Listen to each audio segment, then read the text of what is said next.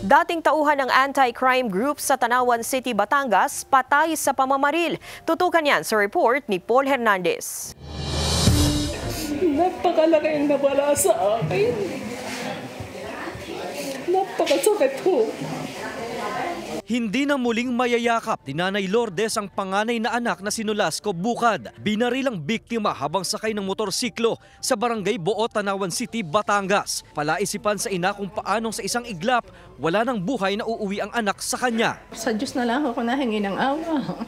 Tulungan ako. Ayon sa pulisya, papunta sa binabantayang bukid ng biktima nang sundan umano siya ng dalawang katao na sakay ng motorsiklo.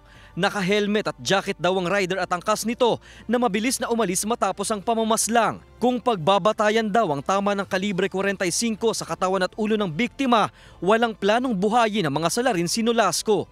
May possibility kasi na sa dami ng ipinutok doon na maaring ang biktima ay nakahiga na at wala ng buhay at pinaputukan pa para masiguradong wala ng buhay yung ating biktima. Ang dating trabaho ni Nolasco bilang miyembro ng anti-criminality group sa Tanawan City sa dating administrasyon ng sinisilip ng pulisya na anggulo sa krimen. Maaring baka merong siyang kagalit o dati ng kagalit na inintay lang siguro siya na mawala sa poder ng gobyerno ng Tanawan na kaya binalikan siya.